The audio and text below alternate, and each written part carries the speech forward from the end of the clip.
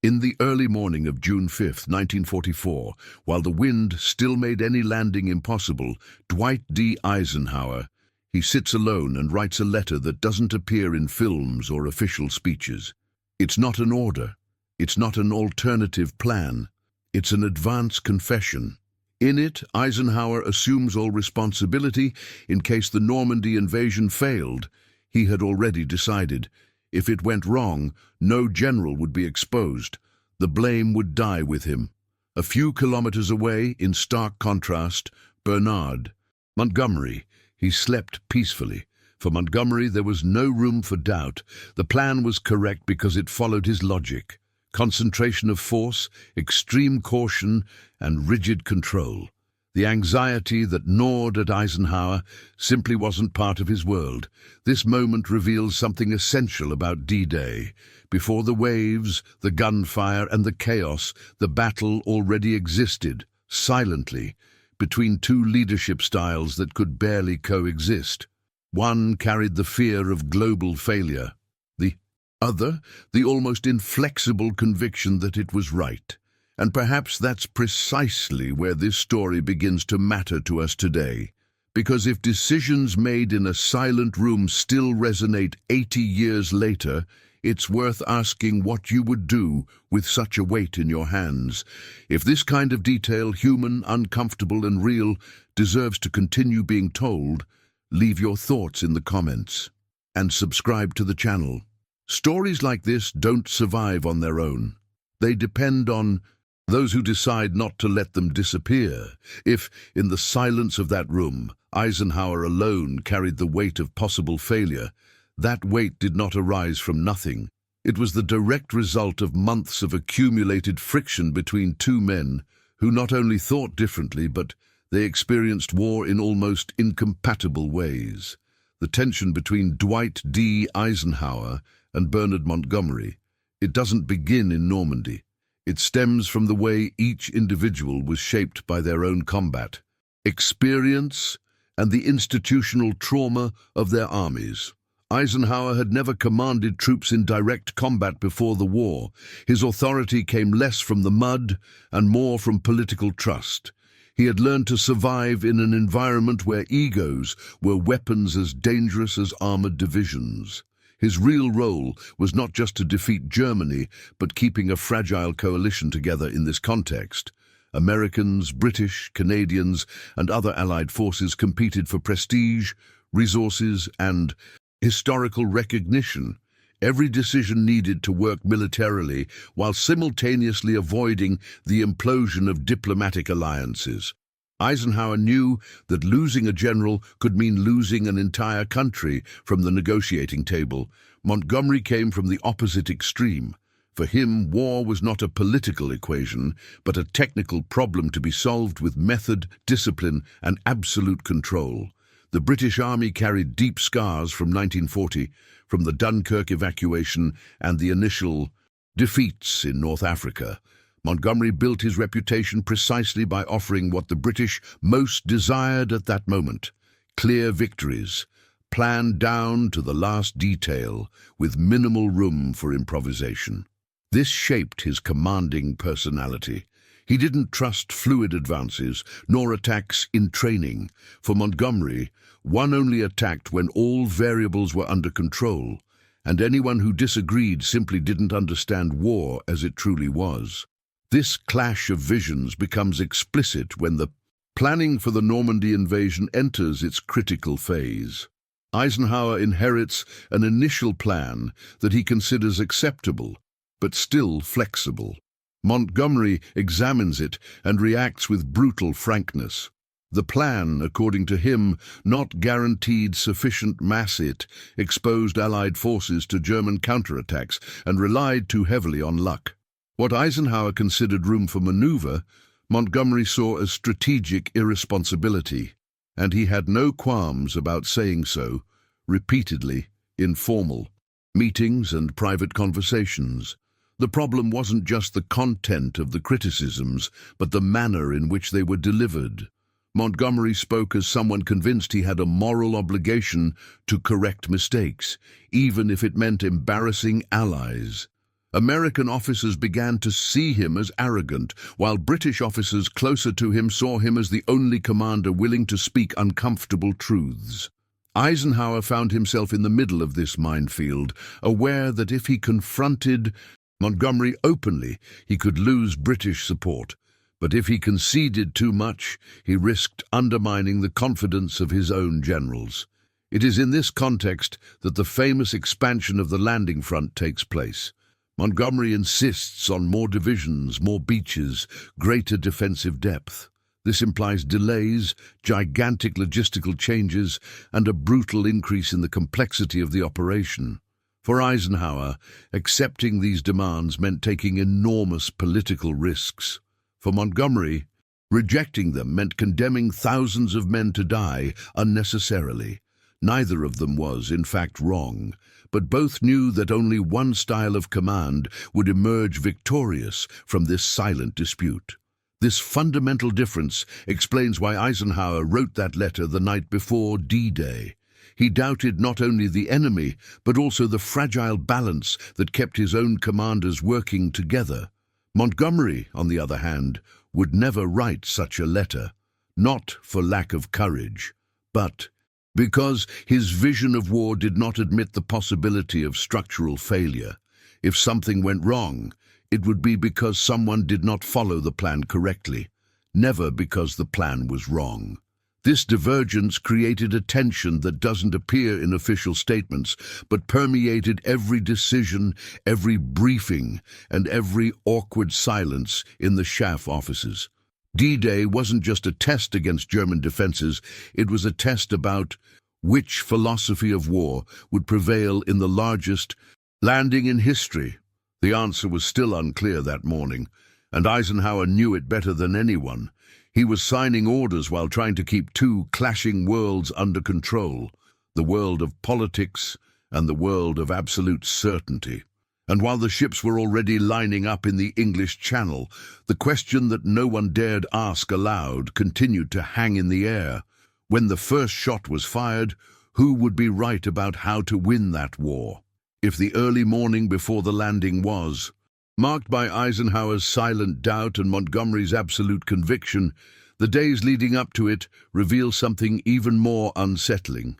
The plan that would lead hundreds of thousands of men to the beaches of Normandy.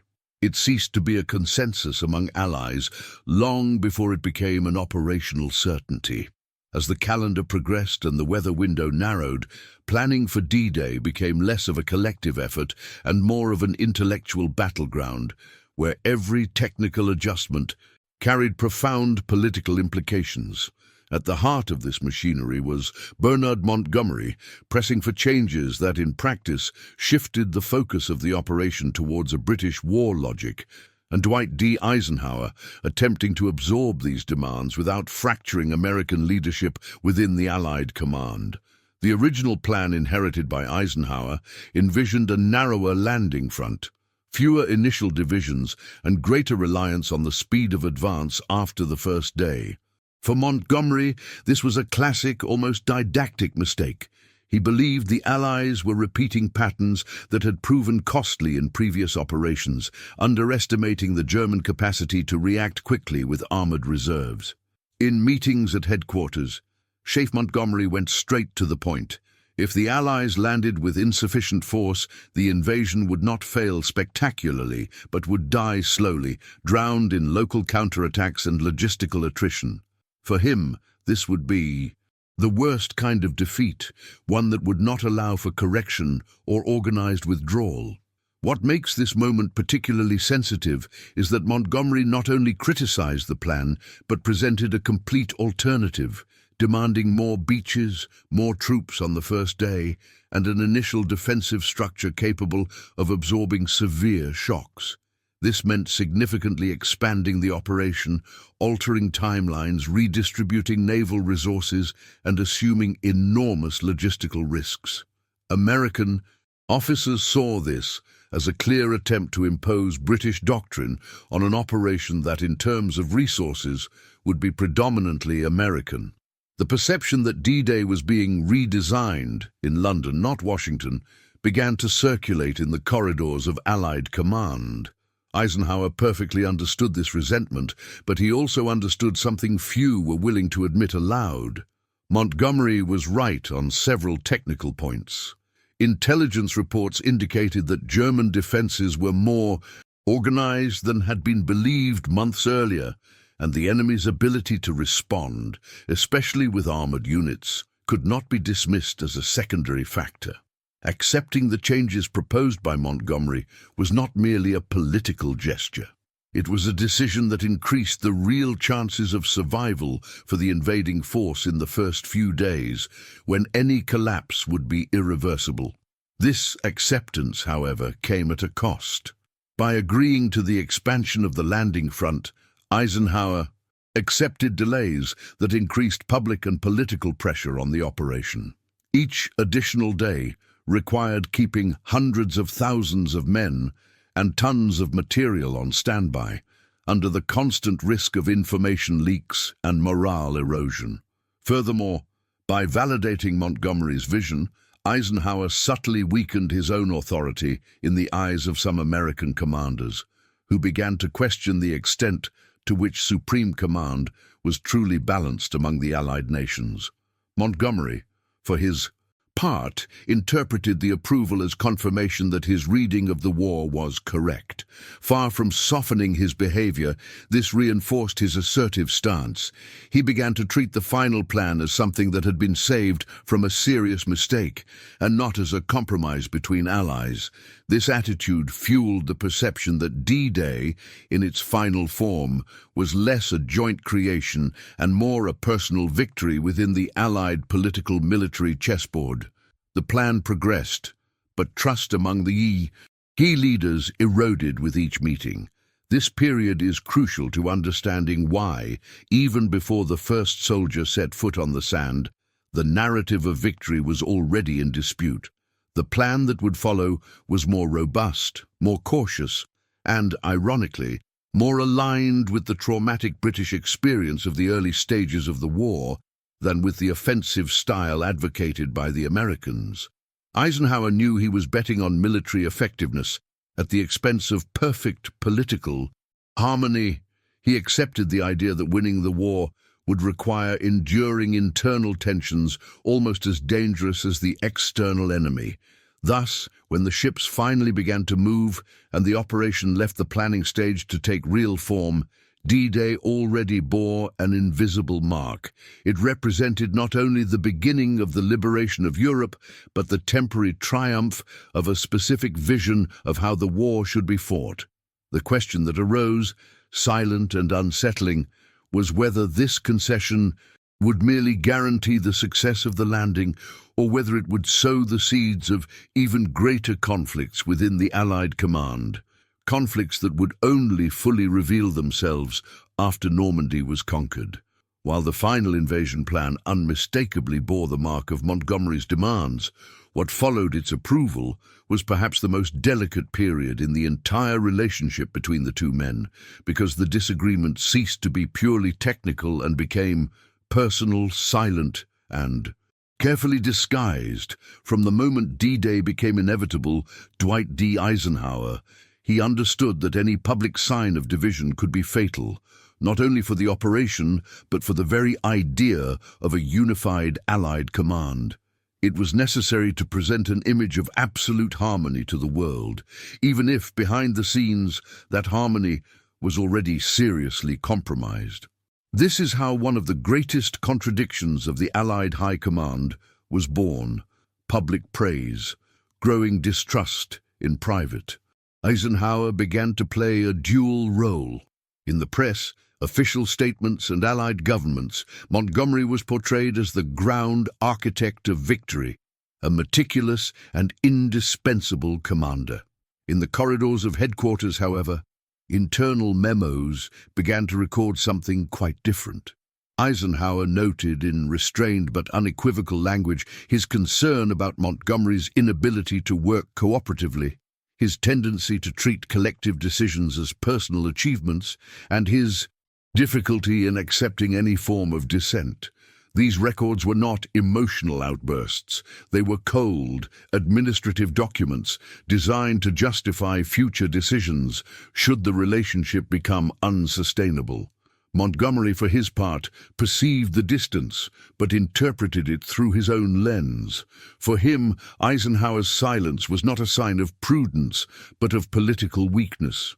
Montgomery believed that the Allied command suffered from excessive diplomatic caution, especially in relation to the Americans, who, in his view, were more concerned with public image than with military efficiency.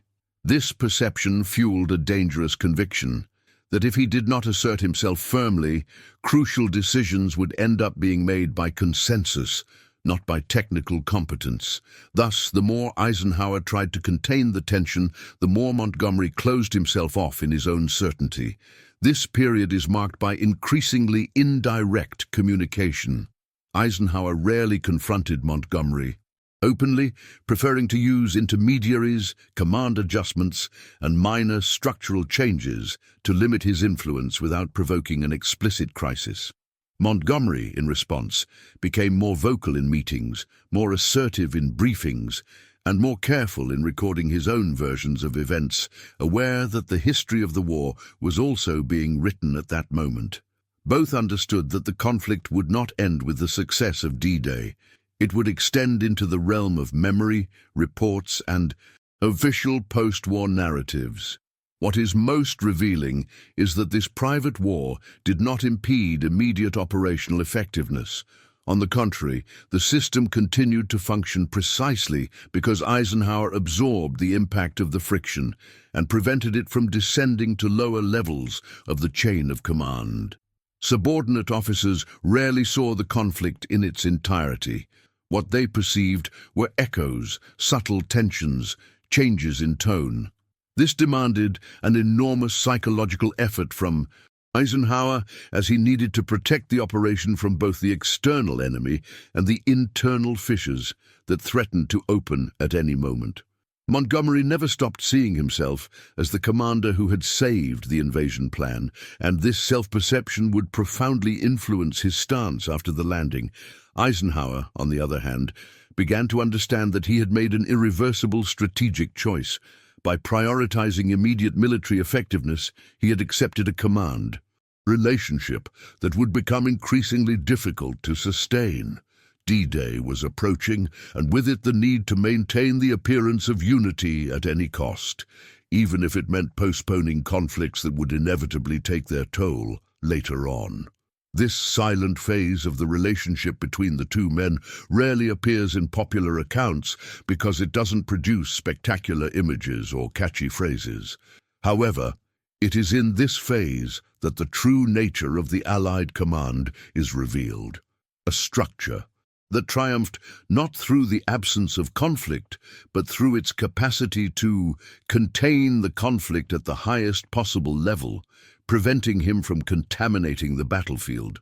While Eisenhower had managed up to that point to contain the conflict on the abstract plane of planning and communication, the initial success of Normandy brought an unexpected and perverse effect.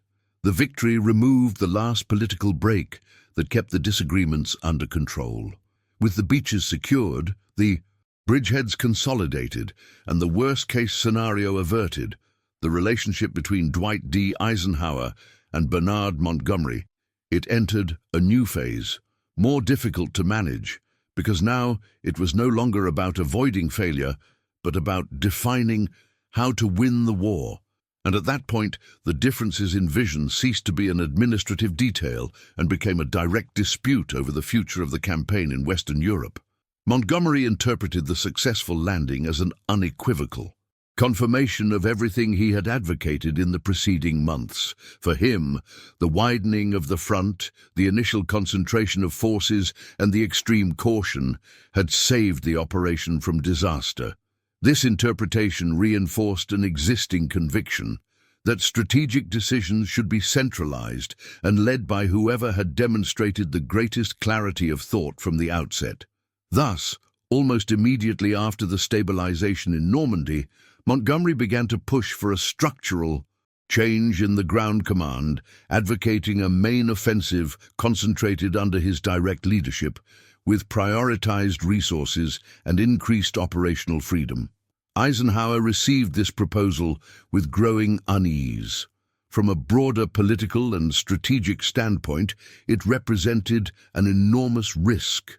Accepting a concentrated offensive under Montgomery would, in practice, mean relegating American forces to a secondary role for an extended period, something difficult to justify before American public opinion and even the American High Command itself.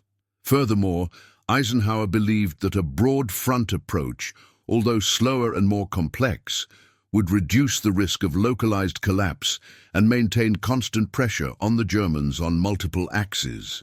For him, the war should not be decided by a single masterful blow, but by the systematic and irreversible attrition of the enemy. This disagreement was not merely theoretical. It directly affected the distribution of supplies, air, priority, reinforcements, and above all, prestige.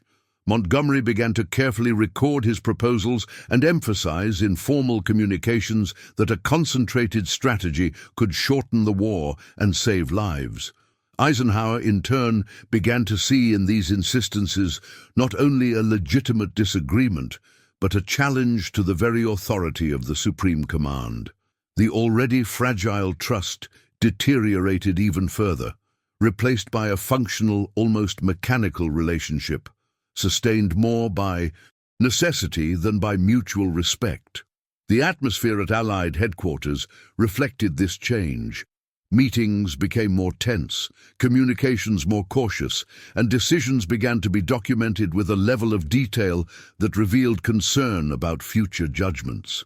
Eisenhower knew that any choice made at that moment would be analyzed not only by historians, but by Allied governments and the collective memory of the war.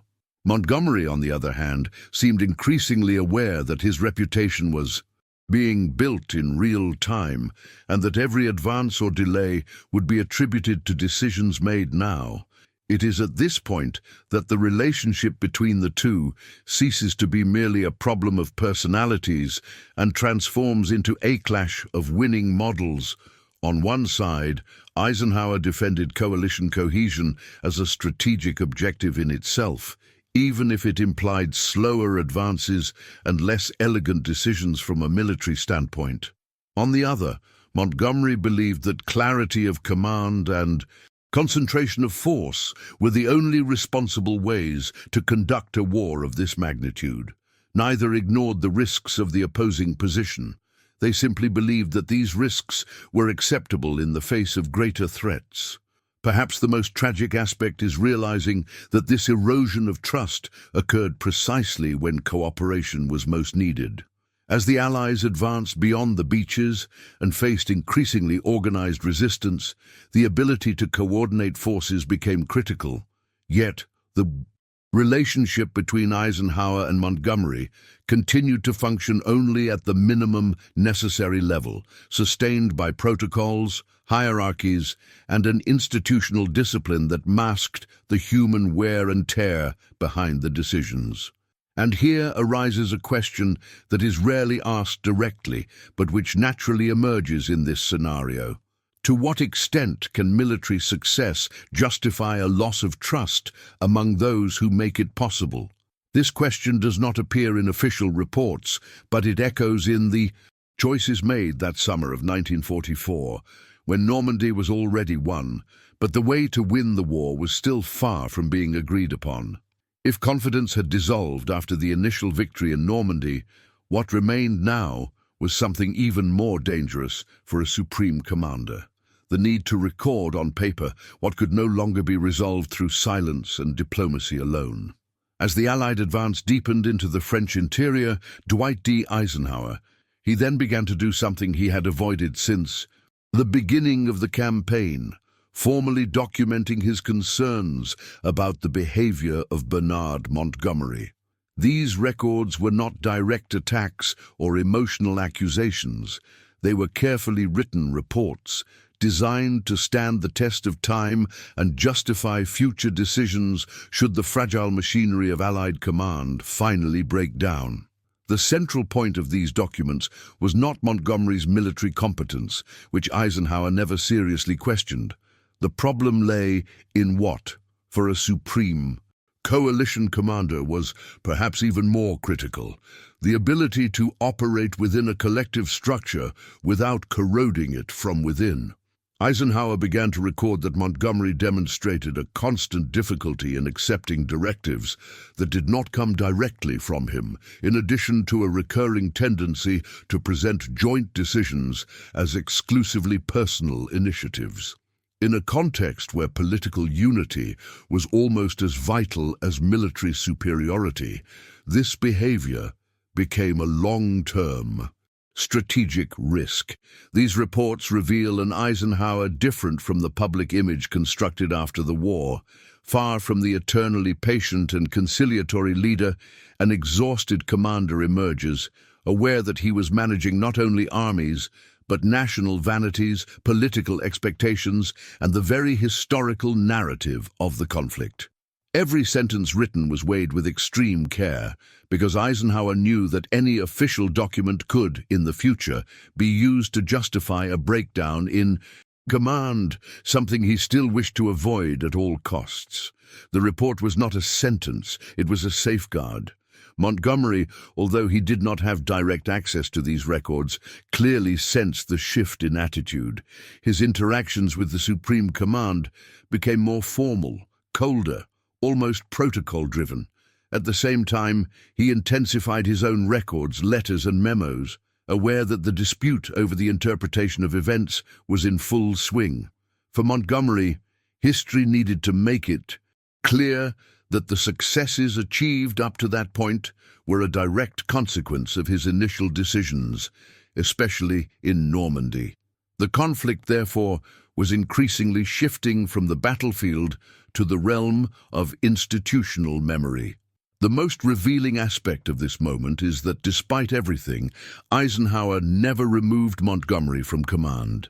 This decision, often interpreted as weakness by later critics, actually exposes the extreme complexity of Allied leadership.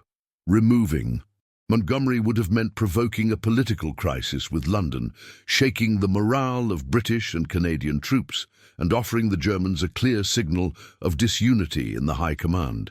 Eisenhower understood that, even problematic, Montgomery was still a valuable asset, not only for what he did on the battlefield, but for what he symbolically represented for Great Britain. This choice reveals a dilemma that rarely appears in simplified accounts of the war. To what extent should a leader tolerate difficult behavior in the name of a greater goal?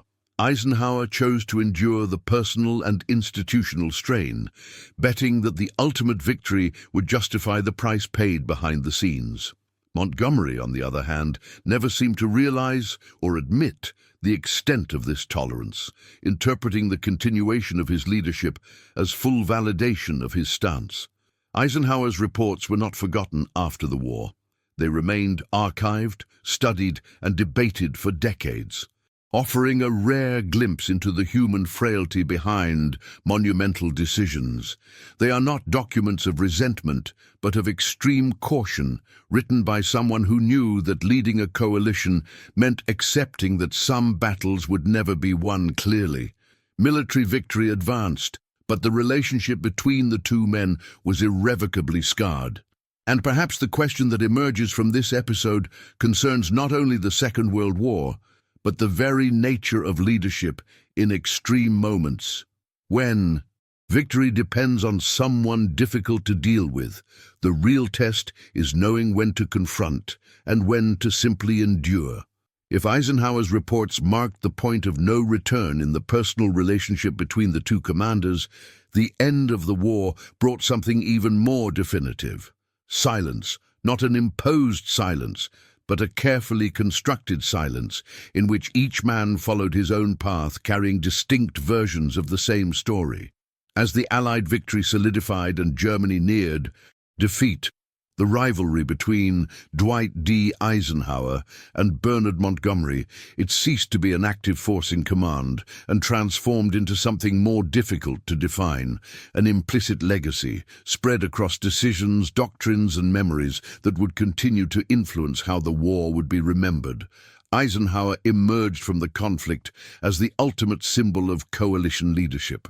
His ability to keep profoundly different allies operating under a single command became central to his reputation and would explain, years later, his rise to the presidency of the United States. But this public image rarely incorporates the personal cost of that leadership. Constant tolerance, emotional restraint, and acceptance of unresolved conflicts shaped a commander who understood, perhaps better than anyone else in that conflict, that winning a modern war meant managing human imperfections on an industrial scale. The rivalry with Montgomery was not a detour. It was an integral part of the process. Montgomery, in turn, established himself as the best-known British general of the war, a symbol of national recovery after the initial traumas of the conflict. In his memoirs and later statements, Normandy frequently appears as the final validation of his strategic vision, and Eisenhower's role emerges more as that of a political coordinator than a central military decision-maker. This interpretation was not merely vanity. It reflected a genuine difference in how they both understood the very nature of victory. For Montgomery, the war was won in planning and technical execution. For Eisenhower, it was only complete when the coalition survived its own success intact. What makes this rivalry particularly revealing is that it was never fully resolved, nor did it need to be. There was no final confrontation, no public reconciliation, or explicit mutual acknowledgement. What there was something more subtle and perhaps more realistic, the tacit acceptance that both had been necessary. Normandy would not have succeeded without Montgomery's almost obsessive insistence on mass, caution, and depth. But it also would hardly have sustained its strategic momentum without Eisenhower's ability to balance national interests, contain egos, and prevent the Allied command from fragmenting into internal disputes. This is the silent legacy that rarely appears in simplified narratives of World War II. Victory was not born from harmony, but from controlled friction. Two profoundly different men, distrustful of each other, worked together not because they trusted each other, but because they understood that the alternative would be unacceptable. This realization challenges the comfortable idea that great historical achievements require aligned leaders and unified visions. In the case of D-Day, what existed was something more unstable and paradoxically more effective. Decades later, when the maps were archived, the reports declassified, and the protagonists transformed into historical figures, an uncomfortable question remained, continuing to resonate with those who study that period attentively. D-Day was successful despite this rivalry, or perhaps precisely because of it. Perhaps it is in this discomfort that the true lesson of the episode lies. The war was won not because Eisenhower and Montgomery understood each other, but because both accepted operating within a state of permanent tension, placing the ultimate goal above the human need for recognition and agreement. And if this story still provokes debate 80 years later, perhaps it is because it forces us to confront a little celebrated reality. Some of history's greatest victories are born not from complete trust, but from the ability to coexist with conflict without letting it destroy what needs to be preserved. This is a legacy that is difficult to accept, and precisely for that reason, impossible to ignore. In the end, D-Day was not just a military victory, but proof that great historical decisions are born from unresolved tensions. Eisenhower and Montgomery never fully trusted each other, but they accepted to carry that burden so that something greater could survive. Perhaps the true lesson lies there. If this rivalry made you reflect, write the word in the comments. voltage, and if stories told with depth deserve to stay alive, subscribing and leaving a like is a silent way to preserve that memory.